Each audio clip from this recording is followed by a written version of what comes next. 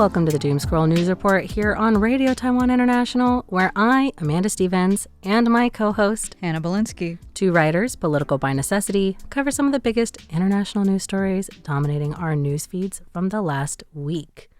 I'm Amanda Stevens, and this week we'll be doing a quick overview of the top stories from the last week, and I mean really quick, because for my news story of the week, I want to talk about U.S. Defense Secretary Pete Hegseth and why I am deeply worried every time I see his name. But before I get too doom about it all, I guess that's another warning, is like we'll be joking as usual, but I'm not stoked about it. Yeah. Hannah, we do have a Christmas party in the office today, literally right after recording. What are you looking forward to most? Well, I got my Santa hat on. I'm ready to party. You actually do. You guys will never get do. photos of us recording here because that's not who we are, but there is a Santa hat in the studio. Yeah. She did wear it all the way down here. Against my better judgment, I made vegan fried rice just so that Phil could eat too, because I don't know, I always feel sorry for the person who has a limited diet. I was trying to figure out how I can change my recipes as well. Yeah. But the theme was supposed to be Midwestern food, and I went through, my boyfriend's from the Midwest, and I went through all of his recipes, and I was like, with the offerings in Taiwan, in a Taiwanese grocery store, I cannot alter these recipes. Yeah. Because I need to be able to buy vegan cheese or something like that. Oh my God, I forgot that it was Midwest themed. I brought fried rice. Whatever. It doesn't matter. I love fried rice. I was raised in the Midwest. It's that's right. Midwest and for me. You ate fried rice in the Midwest. That's so right. That's fair. So it all fits. Anyway, so on to our weekly recap. A lot has happened this week since the last episode. And it's honestly been hard for me to keep up with the events as they happened. But I'm going to quickly list off the ones that caught my attention for at least a whole day. I spent an entire day reading about these. Those were, first, a terrible domestic terror attack on Bondi Beach in Australia last weekend that has been labeled as an anti-Semitic terrorist attack. I think that's correct. Then in Hong Kong later in the week, media mogul and the man who at least the government is holding responsible for the 2019 protests. Thank you. I was like, they're not riot. That's what they want. That's what they want you to think. So for the 2019 protests, Jimmy Lai was sentenced essentially to life in prison based on his age and the sentence that they gave him by the Beijing-backed rule there. And Vanity Fair released a withering profile of the White House staff, including very out-of-pocket remarks from the White House chief of staff. It's been really busy. This is not all the stuff that I was reading about this week, but they were the biggest news stories for me. So do any of them match up with what stood out to you this last week? Pretty much all of them. Although I have been reading probably the most, unfortunately, about the terrorist attack. Yeah. Especially because it came right on the heels of the shooting at Brown University. Yeah, which also happened the same weekend. Yes, it was the day after the shooting occurred. Which, by the way, the FBI and Kash Patel screwed up spectacularly. But anyway, I think... Yeah. I just want to shout out Ahmed Al-Ahmed, who was the hero who tackled the shooter. The gunman. That was a really incredible bit of footage. If anyone has not seen it, it's amazing. And he was injured, actually, but who knows how many lives he saved through that act of heroism. So shout out to Mr. Al-Ahmed. I hope he recovers quickly. It was a really horrible thing to happen on the first day of Hanukkah. Yeah. I was writing the news that day. So that's sort of why I think I got a lot of the reading out of my system, because I wrote our own little reporting on it that day. Really, honestly, just heartbreaking. The one that I've been mostly obsessed with has been the White House Vanity Fair article, but mostly because I think it's a really good demonstration of there's this aphorism that art is always opposed to fascism. Yeah, right? yes. And that is exactly what this entire piece feels like. And it just sort of justifies me when I'm talking to people. I'm like, oh, you should read Vanity Fair. And a lot of times people are like, oh, the gossip rag. And I'm like, no. That was a really excellent piece of photojournalism. The way, it was very intentional, the way he shot White House staff. And it's really worth the photojournalism. There's an editor's note ahead of it, which will be linked. Then there's a 2-part interview, because it was done over 11 interviews over the course of a year. I really just would recommend it because for me, it gave me hope. It gave me a lot of hope. Really interesting piece of reporting. Oh my God, so good. And the White House called it a hit piece. I actually can't say that they're wrong, but on the other hand, it's just their own people. That's what I'm saying. Kind of them talking.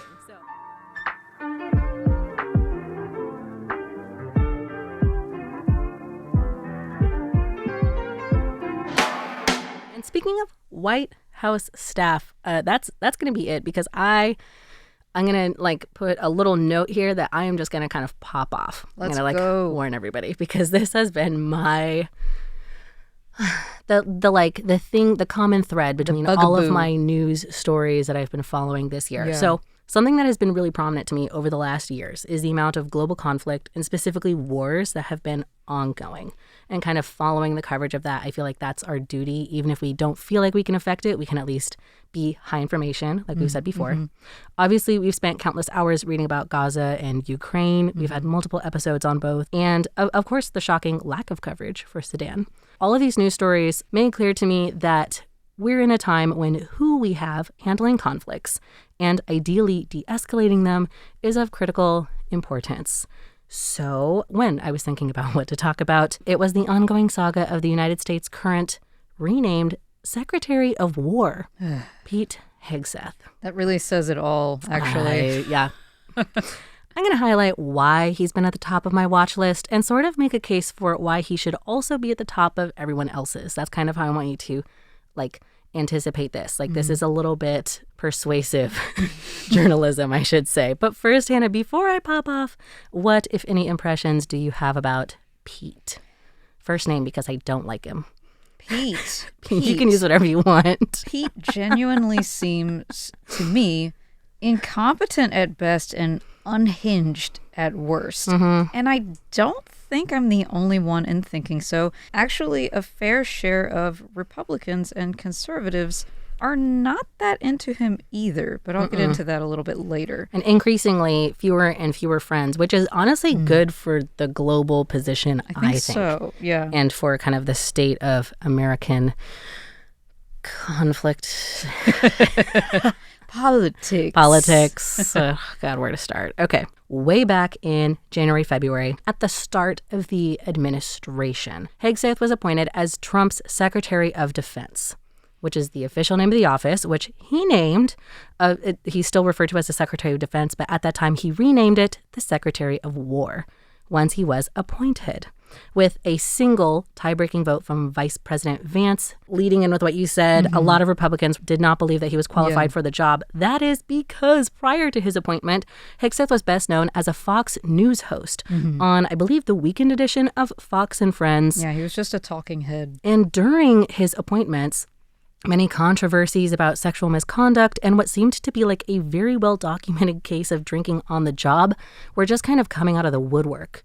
Those accusations included reporting by The New Yorker that he was removed as the head of 2 nonprofit veteran advocacy organizations amid internal allegations of mismanagement and personal misconduct. Additionally, his military record showed no leadership experience, which would indicate he would be capable of leading the United States military, as a whole.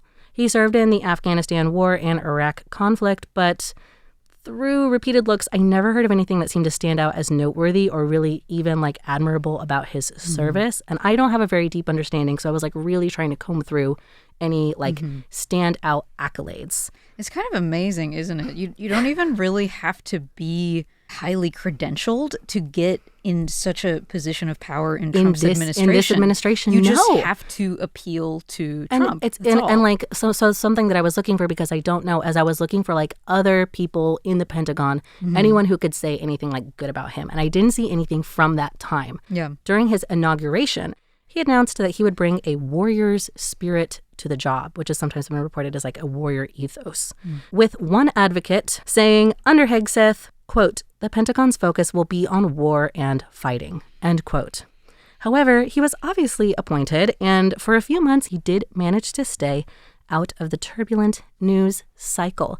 And that was just disappointment. But Hannah, there's a lot of news there. Yes. And around who Trump was trying to fill his cabinet with at the beginning of the year. Did any of these things stand out in particular to you, maybe as like red or yellow flags? Or honestly, did it all kind of fly under the radar? Well, the thing is, he was always going to fill his cabinet with cronies and yes men. You know, that was simply to be expected.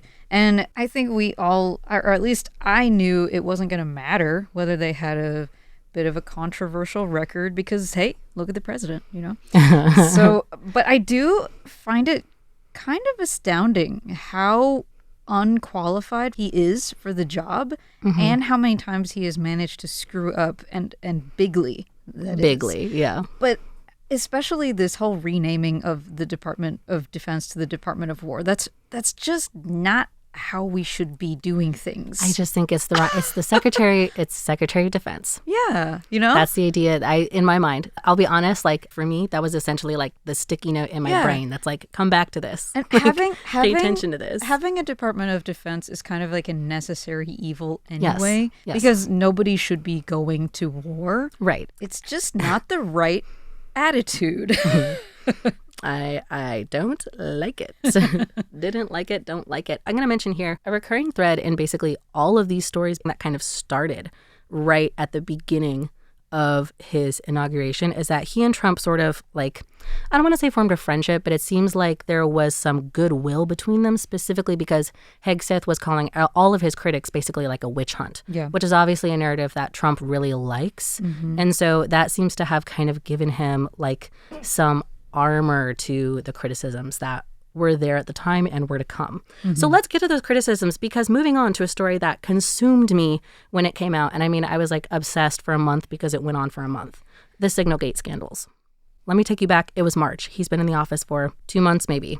The United States was getting into fights in the Middle East, again, especially against the Houthis in Yemen. The USA and the Houthis basically found themselves on opposite sides of the Israel-Gaza conflict, which culminated, this particular thing, culminated in the Houthis attacking shipping in the area, and the US and the UK launching counterattacks.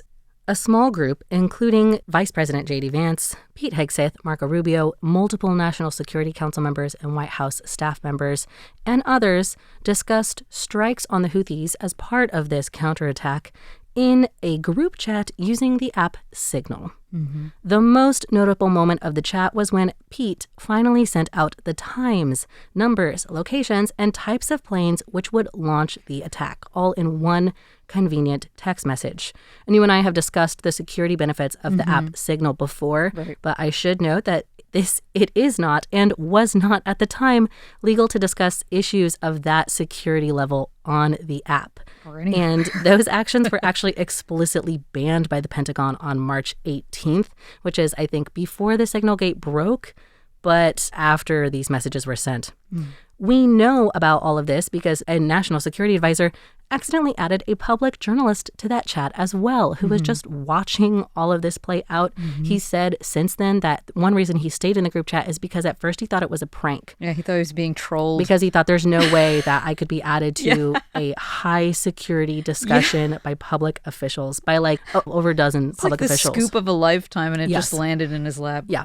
Now, I could pop off about this story for the rest of the episode, but I have to speed up because while this caused a huge backlash, which was already bad enough, less than a month later, Hegseth was found to have opened another Signal chat to discuss classified information with the members of this second chat, including not a journalist, but his brother, his wife, and personal lawyer.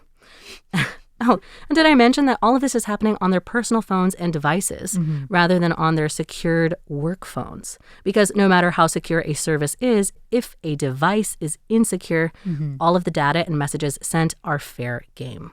And to this day, because he's currently under Pentagon investigation for Signalgate, it's kind of come back up. They had to put it on pause for a little while. Hegseth says he didn't share classified information, but that he was choosing to declassify it as he sent it. That's hot off the presses from 2 weeks ago that he said, this was a purposeful decision. I chose to declassify it by sending it. But Hannah, what do you think it says about the U.S. military and military operations that Hegseth, the secretary in charge of it, has such an either open or dismissive take on information security, especially as it pertains to like deployed personnel and near future operations? I can't say that I understand a lot about the U.S. military. I do think that probably a lot of the long-term career people in the military are probably used to changes and crises like this, and they're probably just trying to hold out and keep doing their jobs until something changes. And I think it's worth noting that it's only the retired generals who seem eager to hand out any public criticism. Yeah. But at the same time, you know, my impression of the U.S. military is it is generally not a place that tends to attract the country's best and brightest. So I expect them to toe the line, hoping to just kind of get through this, despite what I would perceive as like an obvious danger to them personally. I guess that's just part of the job. And I should say at the time, like one reason that, so this whole scandal of using Signal was nicknamed Signalgate. And one of the whole reasons why Signalgate, in addition to just like being very obvious, became such a large scandal is because a lot of military officials, again, as you said, most of them retired rather than active duty, but some active duty as well, came out saying that they could be like in huge trouble for sharing information way less classified than this. Like way further down the tent pole, so to speak. And I remember even listening to like some people who, they do a podcast called Pod Save America, but they used to work in the White House, saying that, again, for discussions like this, if they weren't able to get to their own device or their own safe room, they would have to be transported to another location that had essentially a safe room to be able to have this kind of high-level discussion. So just for like to offer a point of comparison for how previous administrations, they were working in the Obama administration, how previous administrations approached this level of security talk versus how it was approached here in early spring. Bringing it back up to where we are today, it seems like Hegseth has since changed his tune on classified information. He keeps doing that. He keeps changing his tune. Isn't that interesting? Because since early September, the United States has been shooting down boats in the Atlantic and Pacific Ocean, all while claiming to be targeting drug traffickers or narco-terrorists. Yes, we went over this on our program, actually. We've discussed this multiple times, even last week, and why, in the best of circumstances, this would be legally muddy. However, in the last month, these allegations have escalated from just being illegal to accusations of war crimes. The administration has been sharing supposed video footage in the form of snappy little clips of these strikes for just about as long as they've been happening. Video footage of the very first strike, like the full video footage, reportedly shows a boat being hit, then two survivors clinging to debris in the ocean before being hit with a second missile strike. And to be very clear, if this is true, and the second strike was ordered after the knowledge of possible survivors was known, there is no gray area, and this is a war crime. In November, Washington Post article first reported that Hegseth ordered that they leave no survivors in that first September strike. This narrative, though, is still being debated and under investigation as we're talking right now, though the most widely confirmed narrative seems to be that Hegseth ordered that the strike be lethal with no follow-up of what to do if there were survivors, and that he didn't see the footage showing possible survivors. Again, we don't know how much of this one is true as of yet. Of course, we have the whole thing on video. But as recently as December 3rd, Hegseth told reporters that they wouldn't be releasing the footage because, quote, "Of course we're not going to release a top-secret, full, unedited video to the general public." That may implicate me in a war crime. That last part wasn't part of the quote, but you can read the subtext however you want. However, something else I think is incredibly relevant to this point is that the Army actually employs what are essentially war crime lawyers, which are called JAGs internally. It's like Justice Advocate something, who are supposed to be present to advise on any kind of strike situation like this, to warn military officers and basically just kind of like cool their jets when they may be about to cross a line. Even if it's not necessarily like war crime territory, but where it'd be like, hey, you're kind of like going beyond the rules of engagement. You're pushing it. That's their whole job. Hegseth had the top JAGs for every branch fired in February, shortly after the appointment, when he wanted to reinstate that Army's warrior ethos, because he said that they were kind of holding back the military, and also because he felt like they were too much for diversity, equity, and inclusion. So he wants to act with impunity. Got it. You can read between the lines however you want. I think it's incredibly important to mention it right here to remind everybody that we do not know what level of oversight is being done. It wasn't necessarily every JAG that was fired, but it was the top officials. So the ones who were the best at their job. But I've been popping off. I will do it again. But now that I've unloaded a little bit, what is your opinion on Hegseth now at his not quite year in office of Secretary of War? I don't want to give you too much hope because you really never know with this administration. But I increasingly get the feeling that they are actually priming their base to accept the potential ousting of Hegseth for the past, I want to say, several months or so since he started bombing these boats. And I think all I want for Christmas. Yeah, I think Kash Patel, head of the FBI, who I mentioned earlier, is getting similar treatment, actually. So even though Trump is still publicly, Trump and other Republicans, conservatives, are still publicly backing him, Hegseth, I mean, it seems like they're doing so almost from a position of plausible deniability, because I can see that they're kind of reading the room and they're noticing that a lot of conservatives are increasingly critical of Hegseth. And I think what they're doing at this point is playing a bit of wait and see. But I do think that if Hegseth becomes too chaotic, they will give him the boot. I think Trump wants to try and keep his cabinet stable for year one, but I really don't know what to expect in year two, and I would not be surprised if they are quietly looking for someone else to install if Hegseth becomes too much of a problem. The only question is, what is going to be the trigger? Because it could be anything. Yeah, and I mean, that's what scares me. To your point, like, we know from multiple sources that reported towards the beginning of the year, especially right after the first signal gate, that Trump and his current White House is kind of trying to stop firing people so quickly to avoid the look they had in the last administration. Exactly. And in fact, Steve Witkoff, the person who added the reporter, he didn't even get fired. He just they changed his position. Right. They really want to put out this image of stability, even though I don't think that's how it is right now.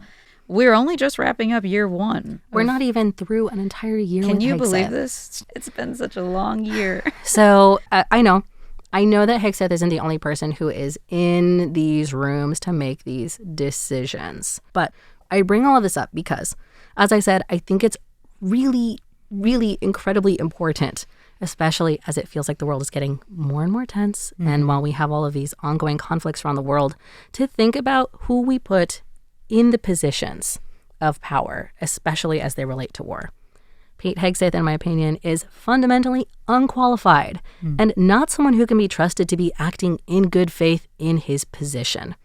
And I hope that in the new year, as you said, ideally he will be replaced. That would be an excellent Christmas gift for me and the world, depending on who his replacement is. Now there's I would the rub. pray it's someone from the Pentagon, because at least now even they are doing their own internal investigations and he's in the crosshairs. But at least I would hope that many more people will watch and hold him accountable for his actions in his hopefully short career. I'll say this. The only thing we can reliably predict with this administration is how unpredictable it is. So anything can happen. Let's just hope for the best. Anything can happen. Ellie Goulding saved me. So anyway, that's it for today's news report. A quick reminder that you can find all of our referenced articles in the show notes for today's episodes, and I put a lot of receipts in there for you guys today, just in case you don't believe me or you need to follow up. So check that out, only if you have a lot of time. I'm Amanda Stevens. I'm Hannah Belinsky. And thanks for joining us on air today. Tune in tomorrow for more programs by Radio Taiwan International. And in the meantime, remember to stop scrolling and touch grass and enjoy your holidays. Happy holidays. We'll see you next week.